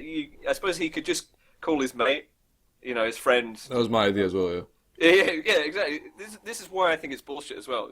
She should just call his mate, be like, yeah, I just want to get loads of Lego. And they're like, oh, why? And it's like, just loads of Lego. and then they're like, okay, have you got the money? Yes. And then he just does it, and then just hands it over. And this is why I feel like the concept of denying sales to somebody for some reason is generally just shitty. I mean, I can understand why Lego don't want to do it, because they honestly don't want to get involved in politics, or the politics they're involved in, like, for example, making Legoland in China, give them kind of a vested interest in not, you know, you could easily imagine them getting a phone call saying, oh, I hear this guy's interested in doing Lego shit, don't sell him Lego, otherwise the park gets pulled. Obviously that's an entirely invented scenario, but you can see the interest could potentially be there, and you can also understand, like, the motivations behind this. I still think it's stupid, though, so that's my feeling on it. So, my feelings are, like, slightly divergent from that. So, imagine a situation, to illustrate my feelings, where, say, let's imagine, you sell pacifiers for babies. This is your company, Ed's Pacifiers. And, what's his face? The leader of UKIP? Nigel Farage. Oh, no. Yes, wants a bulk order, like gives a call, and he wants to order 50,000 pacifiers in one go to stage a protest against being in EU, because EU is treating us like babies, and they're putting these pacifiers in their mouth. So, like, 50,000 people are going to march or whatever, gather together to protest this stuff with your pacifiers in their mouth. Would you approve that order?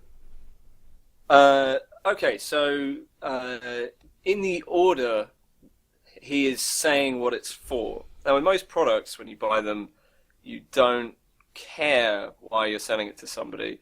But I suppose the important distinction here is it seems implied underneath, it's not really been directly said in all of this, is that these bulk orders seem to need to be justified to Lego. Otherwise, they're like, no, just buy just the normal amount. Maybe? Because otherwise it'd be like, great, a big old order. And he's like, oh yeah, I want to use them for... I'm like, I don't care. Can you please just pay me? Now, if I heard that Nigel Farage was doing that, I'd be like, I could potentially deny it my pacifiers thing. It depends. Do I have a big like Ed's pacifiers written on the side of it, or is it like a generic thing? No, it's Ed's pacifiers. It has your face as a logo. Well, I'm a business. This guy wants a lot of pacifiers. I sold them to him. And then I could totally, if I was really into the politics side of it, I could go, well, I'm going to use the money I got from this for something good.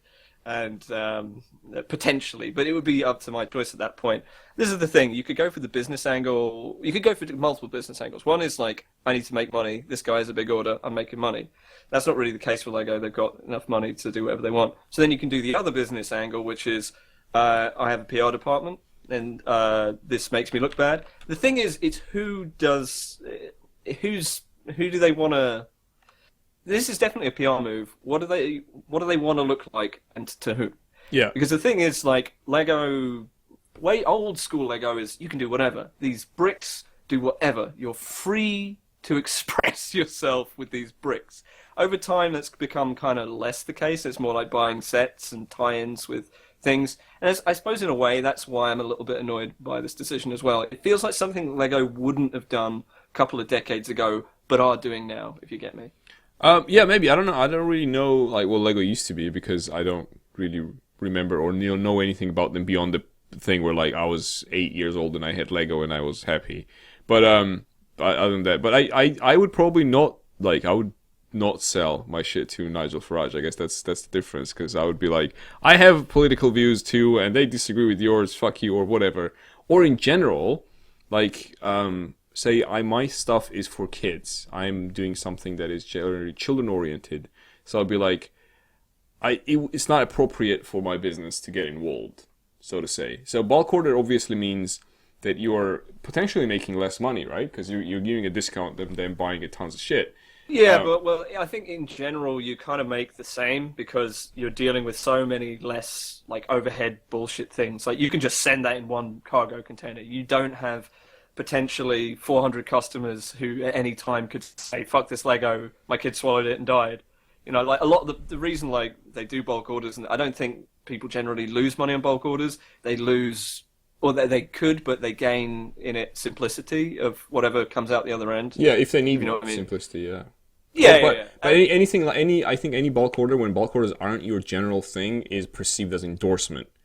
Whenever you do I think that Lego does so many bulk orders though. There's so many like big Lego projects. I mean, this is the thing. Like if I knew more about the bulk order process of Lego, it might give me enough information to certainly say one way or the other. I'm like, oh yeah, I do this, or I wouldn't do this. Like if they have like a bulk order program where it's like write in and pitched, it's like a competition or whatever. It's like, tell us why you deserve this bulk order license. You're like, well, I'm going to protest the country that you're building the next Disneyland in. Then they'd be like, oh yeah, I'm not going to approve this. Or if it's just like, I refuse to sell you this, then that's different. This is the thing. Yeah. So yeah, I mean, I guess there's details that we just don't know about as well. Yeah, there could be some more details. I don't think our positions are like irreconcilable. They just kind of. We can still be friends. We're still friends, but like I can understand where you're coming from. I think you can understand where I'm coming from as well. Like, yeah, cool. So it's just bad. I think the lesson here is that we shouldn't buy Lego as the company. Like we shouldn't just let them be. We don't need to merge with Lego because there will be problems in terms of political I was looking at it, Yeah. but they appear to be passively involved in political stuff. So. Yeah, I think their portfolio isn't really right for us right now. Yeah. So let's go to robots, AI, and tech, which we have quite a few robots today, this time around. It's been a roboty week. Quite a roboty week. First one is her. Mm-hmm. Might just leave it at that. So this is actually a crowdfunding campaign, but this was more techie than crowdy, so we just put in a techie one. So her is it just says like if you go on this Kickstarter page, it just says her. It's not she. So at first I thought, oh, they're making like a bar, like like Bob's, or something, or like Charlie's. It doesn't say bar anymore because it just says like so this is just gonna be her bar. Yeah, because it's not in nominative. Like her is not nominative. Then it should be like she or something like that. It's like it's just her. Okay, so it's hard to say what it is essentially. It's a neural network app, I think is what Well, they call it. I think the missing piece of the puzzle, maybe that would make it make sense to you and then make less sense to me, is the fact that there was a movie called Her, where this technology existed, and it explored what would happen to society if it did. And the technology is, yes, this neural net. It's like a personality in a computer. It's like a Siri you can train, who's just for you and asks you about your day and stuff. And that's what that film was. It was called Her, and like this is a lawsuit. By I the way. never. This, Yeah, that's what I was like. Isn't that like copyright? yeah, yeah. Lol. This is the thing. Her movie. Oh, this is hard to find. So, Oh, okay, her film. There we go. there you go. 2013 has a dude on the cover. Yeah. Is he her? He's the guy who buys a her so that he can not be alone anymore. Oh, So there's a it's- comic book about that I've read. That's part of it anyway. Anyway, so yeah, this thing is like is like Cortana or OK Google or Okay, Google, find me an abortion clinic. yeah, or what's the Apple one? Siri. Siri. Yeah. Or Siri, but a bit more involved in your life. Like if you listen to what this guy's, you can't listen now, but if you watch this video separately and listen to what this like conversation, she's like asking him about his family and like your brother was sick, how's he doing now? Blah blah blah. Watch the trailer for Her as well. This is like a shit version of that. But yeah, this guy has like an awesome Italian accent as well. When he like when you add H's everywhere, they're not H's at all. That's just like a separate note. So anyway, so it's a thing that no one is apparently willing to back because so far like 5 days later, it's still at the same money that it was in the first day. 8 backers, 37 days to go. And the use of this beyond like you can't find friends, here's this, is kind of unclear because Oh, by the way, sorry, I've just looked at. yeah. Apparently, he's made 2 Kickstarters, so obviously I clicked a link, and the other one before Her is called My Smart Teddy Bear (brackets cancelled).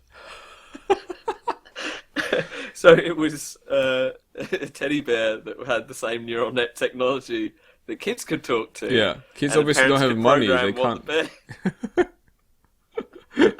And they were like, "Oh, nobody put any money in for this, so we'll do one that's more about feeling like I don't know." It also says in there that it could be him as well. It doesn't have to be her, but it's just called Her.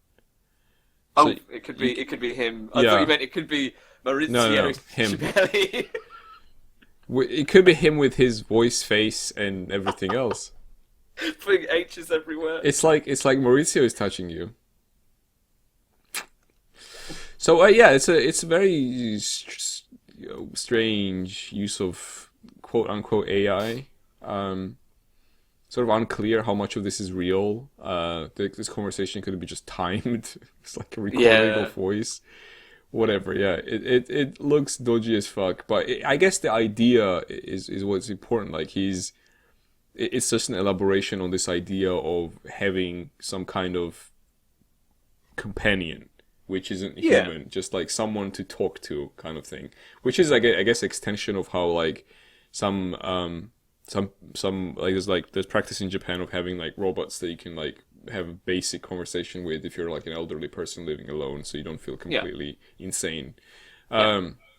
So that kind of stuff. I guess in some So the time- technology is not absurd. There's obviously like going to be demand for this kind of thing, but not this. Yeah. It'll be, did you mean whatever? So yeah, that's her. I can actually say that, and it makes sense. There was a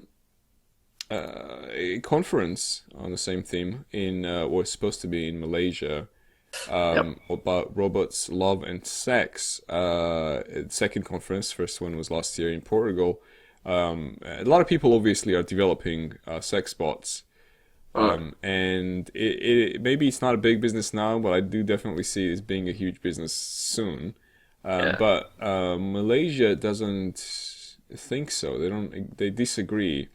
So there's a video here of some kind of police commissioner chief guy who Yeah. is amused by the idea, amused and appalled, which is a weird combination, but he is both amused and appalled by the idea. All the muscles on his face are triggering. Yeah, by the idea of having sex with a robot. Yeah. In the middle of this I conference, bet he really would be down. oh, he probably confiscated all the robots they had for this conference. He's fucking them right now as we speak. He's having like a five-some. And in the middle of the conversation, he says that, oh, by the way, anal sex is illegal in Malaysia, even though no one asked him. It's like, what's this got to do with robots? Nothing on a... You can't even give a robot an anus. It's not truly an anus. It's just a hole. Well, not in Malaysia. So this, and he says, again, then it turns out it transpires what exactly his problem is. And it's not really that he thinks like it's unethical to have sex with a robot. His problem is that, and this is like a quote, free sex is illegal in Malaysia. I do not know what free sex, I guess extramarital sex? You need a sex license. Oh my god, the band name. But I guess he means that there's extramarital sex is illegal? Maybe that's the case. He seems to be like full of shit in general, so I can't really believe whatever this guy says. You get the impression, I don't really know a great deal about Malaysia, but you get the impression that it's more of a kind of repressed society sexually, just from this development. Yeah, and they would actually, this whole conference isn't even like, what you're doing is illegal. They'd be like, we don't approve of this, and we'll do shit to you if you like persist of doing this. Like, he doesn't even... It's much more like threatening. Yeah, and because there's a question from the crowd, and someone asks, well, as I interpret, because like there's no translation for the question, but then he answered it, and there's a translation where he says, so I think someone asks, what is the law that you're gonna like try them on or whatever? What is the law they're breaking if they were to have this conference here? And the guy says, many. There's many laws that they're breaking, and also I forbid it. Oh no, this isn't actually illegal at all, is it? No. And he's just like, oh god, I really don't want this robot thing. I would be surprised if any country has a law where you can't have sex with robots. Maybe Japan, but they would be otherwise around. You must have sex with robots. Like, Okay, fine. I was like, you tree? Yeah. Oh, right. Yeah. That's like vending machines where you buy sex robots or something. I don't know. The vending machine is the sex robot. Yeah. You fall out of the spiral. You insert yourself, not the coin. Chain shoots out when it climaxes. Anyway, Pachinko robot sex machine. it rules everything around me. So yeah, no, you can't. Yeah, no robot sex in the Malaysia room. Can't do it yet. Anyway, and so they're gonna do it somewhere else. I don't know what they were thinking though. Isn't Malaysia mostly a Muslim country? I believe it is. Having a sex conference in a Muslim country would also be just kind of like problematic, at least. I don't difficult. know. Yeah, could be quite difficult. Don't give the robots hair. Save yourself a lot of bother. I just imagined like a bunch of robots in hijabs. Anyway, they could just go back to Portugal, really. Because it went fine there. No one minded. Like Portuguese were like, yeah, we fuck robots any day. Free sex is okay. So is anal. Which leads us Which to... no one asked them about. Yeah, which like no one mentioned at all. It just like was, by the way... Plus anal. Yeah. Okay. Killer robots are probably not okay in Malaysia. Maybe they are if they don't have anuses. But a lot of people are worried, as we previously covered, about robots being also murderers of humans. So there's that campaign by Stephen Hawking and I think Elon Musk about like war AI, military AI ban thing that they are asking of UN.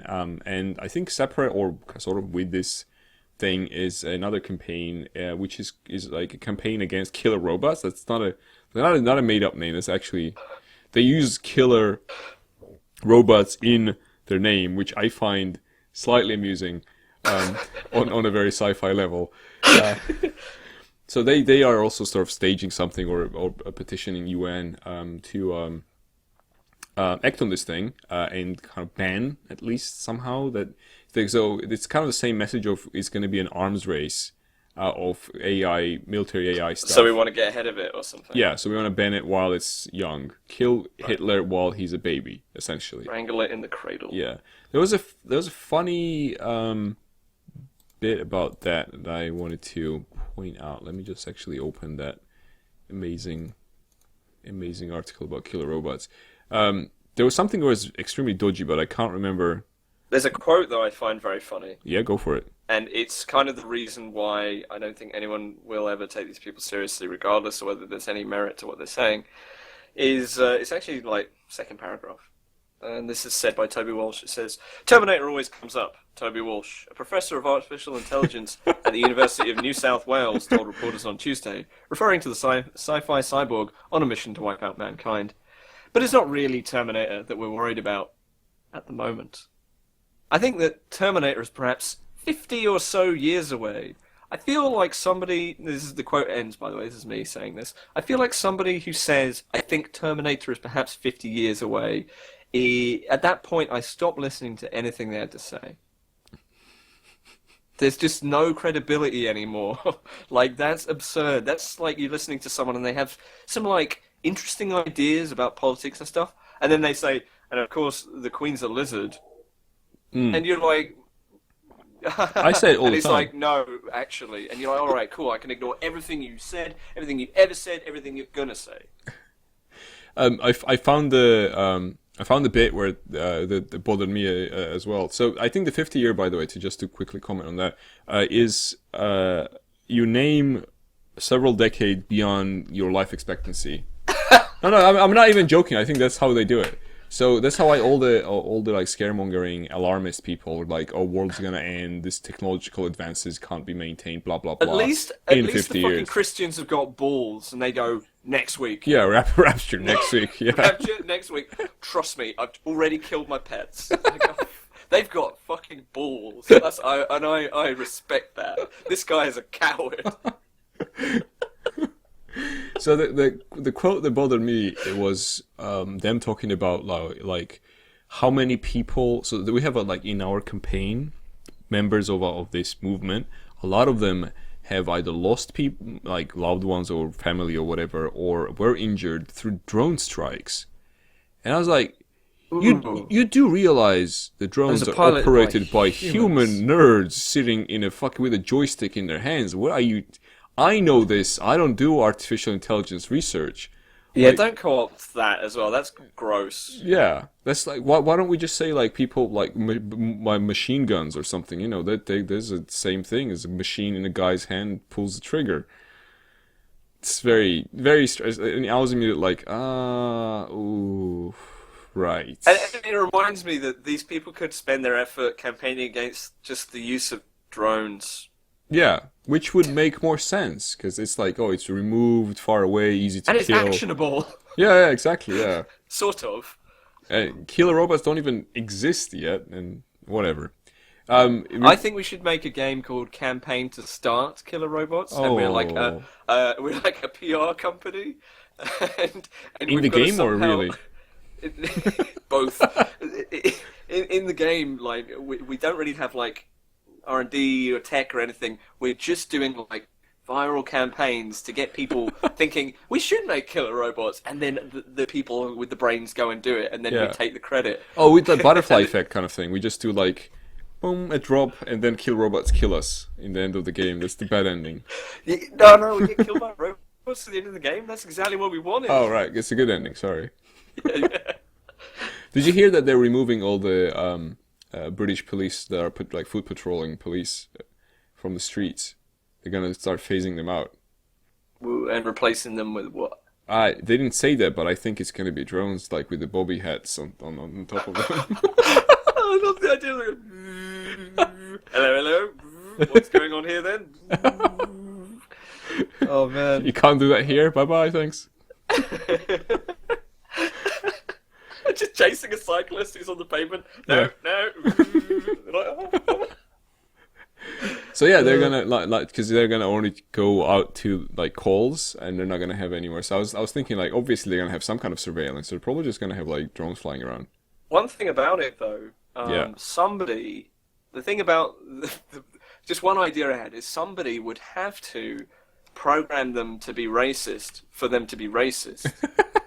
You know what I mean? Because like a cop will just like frisk a black guy and they'll be like, no, you know, match the profile word, blah blah blah blah.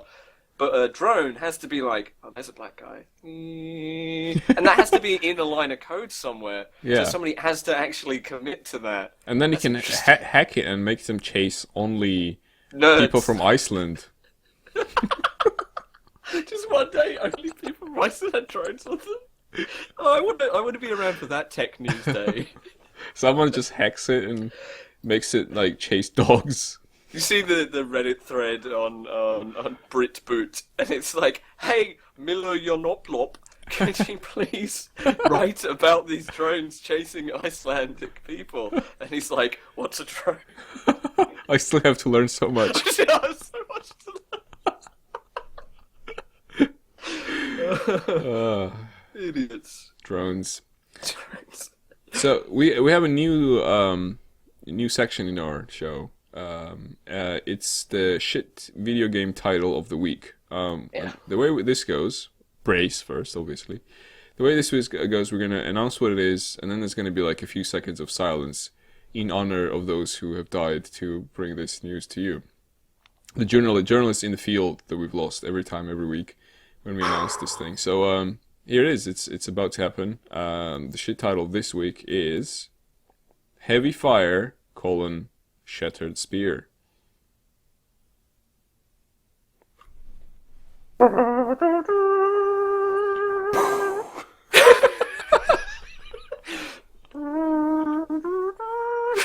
Oh, wait, I'm just doing picture right now. Anyway, And slowly going to like Miles Davis. So this is a real video game. Came out 23rd of 23rd, whatever, 24th of October, something. 23rd of October. Yeah. To mixed reviews. 57% approval rating. These guys actually have a very good experience in coming up with shit titles. They also have another game, which it came out like a year ago. Otherwise, it would have been here today instead of this one. But this is like we're only going to talk about like the current things that just released.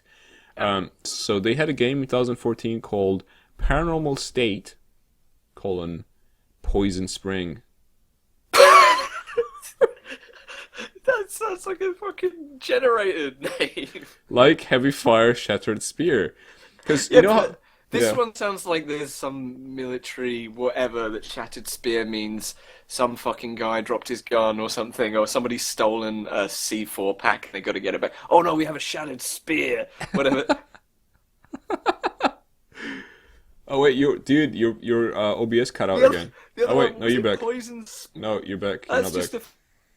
Oh shit! One sec. Technical problems. Oh, I hear it now. Say again, stuff. Okay, I'm saying again. Cool. We were dissing for a reason. For some reason. Okay. You were saying? Can you repeat the last thing you said? Yeah, Shattered Spear was... Shattered Spear, you could believe that was some kind of military code name for some specific disaster. Like Broken Arrow is an example. There's a movie, isn't there? Broken Arrow. Yeah, it's a movie. Yeah. And you're like, okay, I can believe that. But Poison Spring... What is that? That sounds like... Because it's a paranormal state. The ghosts... Halloween, by the way. Coming up. Ghosts poison the spring with their slime, like in Ghostbusters, like the Slimer or whatever it's. Yeah. Yeah, because it's green. Green is poison color, also leaves. And acid. Yeah. Yep. So that's Heavy Fire: Shattered Spear. Probably not very good game according to people who played it. So we wouldn't recommend. Watch out for the next shit title of the week next week. Hopefully, at least as good, possibly better. Which leaves us with our very small what the fuck session, and it's a section of the show, and it's a very cute one. It's it's almost like kind of what the fuck section. So many of you probably played or at least heard about the good game that was GoldenEye. Surprisingly, it's a tie-in game. One of the usually tie-in games completely shit. But GoldenEye is mostly perceived to be not that kind of stuff. This was made back in the day by Rare, and one of the Rare guys. Golden era of Rare. Yeah, and this is N64 platform. Yes. Yeah. So recently, one of the Rare guys talked about making of this game, like some talk he did, and one of the things he mentioned is how Miyamoto of Nintendo tried to mitigate some of the violent stuff that was happening in the game. One of the things, for example, was there was too much close-up violence, and maybe we could kind of tone it down. But the one that was probably the cutest thing was where he requested that maybe at the end of the game, the main character could visit a hospital where all his enemies were recovering from the wounds and shake everyone's hands.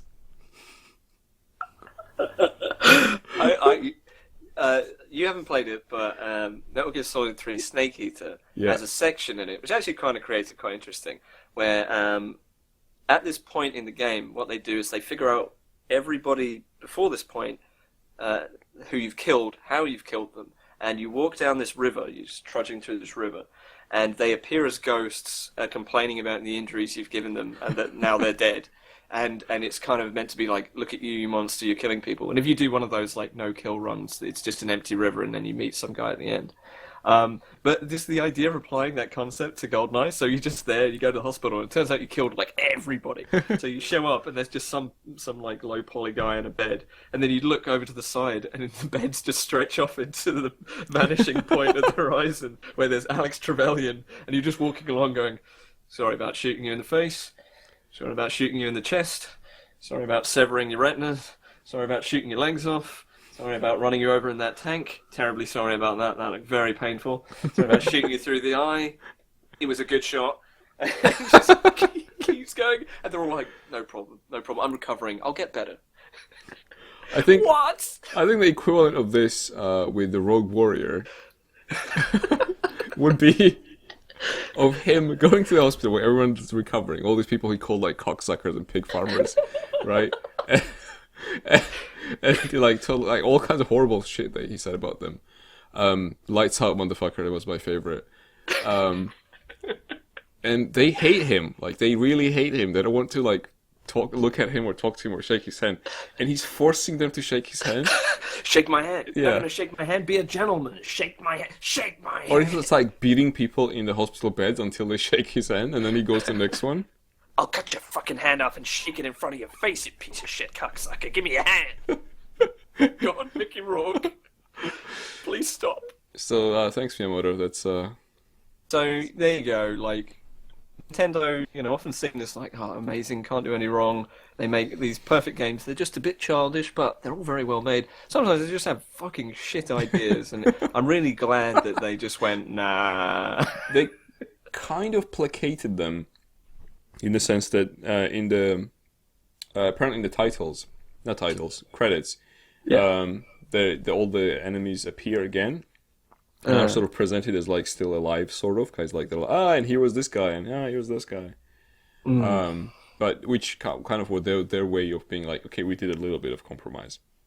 Yeah, that's fine, whatever. Yeah. It's just like stupid that they ridiculous though. They would be hilarious. They'd be like something. I mean, okay, cool. It wouldn't fit. People would be like, "What the fuck?" But like, no one would ever forget that. They would have been like something, one of those like video game moments, like that goes into history, So he had that idea of like that. In that sense, that was a genius idea, but also a shit idea. I love the idea as well that like.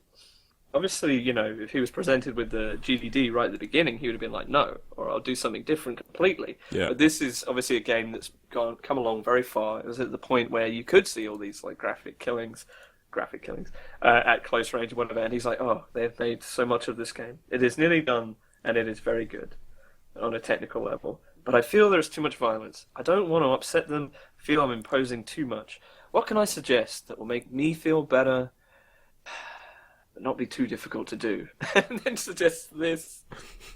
It is really cute. Yeah, it is. Yeah, it's almost like too nice. Also like, wrong. You just want to give him a hug. Yeah. Like, oh, and then whisper in his funny. ear, but I'm not gonna do it though. Yeah, but I'm not doing it. Yeah. See ya. And then you just zip line out the window. Lights out, goat fucker. And he just turns to like some interpreter and is like, and the guy's like, He has to be think like, about it. he's like, oh, I can't see what you're doing. oh, sorry, the guys appreciate it. Everyone's laughing. Sorry, I'll tell you later. When you're over here on Saturday.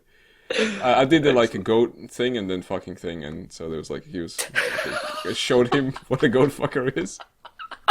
And he's like, oh, Ah. so. That's it. We're out. We're run out. out of things to talk about. Yeah. Any other goats you want to mention, or? I feel like there was one piece of news. Oh no. Yeah, the one thing that didn't show up, guess I'll briefly mention, is I heard earlier today, I think it happened a while ago, but I just missed it. The guitar, have you heard anything about the Guitar Hero thing? I sort of follow up on it. No, I didn't. Their pricing and stuff. So the game is like, whatever, normal game price, and you have to get a peripheral for it, and it's new because the old ones don't work on it, so it's somewhat an investment. But the way they're doing the music stuff is like you earn in-game currency to have the option to pick the tracks. Otherwise, it's just on some kind of like streaming radio thing, and you That's don't get to horrible. pick what they are.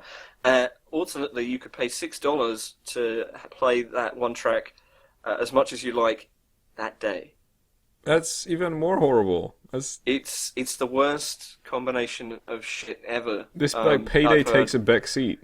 Yeah, no, for reals. I just because it's console only, I thought whatever, and we got a lot of stuff to talk about it. But look that up, the exact details. I think I got it right, but it's something like that, and it's very much like resisting you having the option to grind a song. You don't get access to the songs. It's more like it's streamed to you. It feels like some kind of licensing clusterfuck, and they have a lot less songs than the other games as well. It's like 42 versus more than that. I don't know how many the others did, but this is what I've heard. So if you want a chuckle, something you're missing, look up the planned pricing and licensing stuff for Rock Band 4, was it? I think so, yeah. That's like Street Fighter 5 happening, like pay £2 and win the multiplayer match. That's bad. Oh, man. That's terrible. That's a good thing to end on, though. Good. Thanks for watching. If you're watching this on YouTube, press the button. Enjoy Rock Band 4, which is not my new band, by the way. It's a terrible name for a band. We have much better... Your band was called A Band 2. Band 2? Band 2 isn't too bad. That could be like, it's Band 2. yeah, exactly. It's like, banding options, like with a salary, like, Band 2, Band 3, Band 4, if you work on a government job. Here's to government jobs. Thanks for watching. We did it. Yeah. Fuck yeah. Show done.